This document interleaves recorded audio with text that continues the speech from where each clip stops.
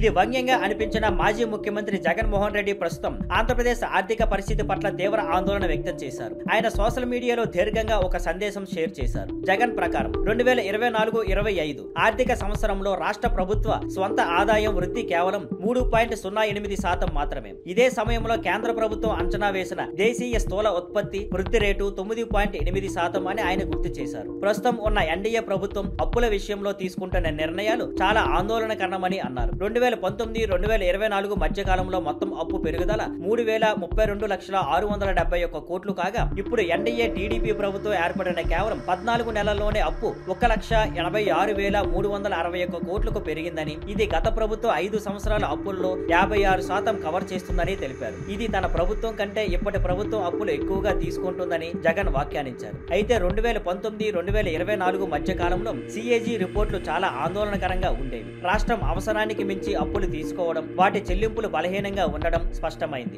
ఆ సమయంలో జగన్ ఈ విమర్శలపై ఎప్పుడూ స్పందించలేదు. కానీ ఇప్పుడు ఎన్డీఏ ప్రభుత్వం ఏర్పడి రాష్ట్రంలో ఇన్వెస్ట్మెంట్లు పెరిగి సామాజిక ఆర్థిక అభివృద్ధి జరుగుతున్నప్పటికీ జగన్ మాత్రం ప్రభుత్వంపై విమర్శలు చేస్తూ ప్రస్తుత సంఖ్యలు తన కాలం కంటే ఆందోళనకరంగా ఉన్నాయని చెబుతున్నారు.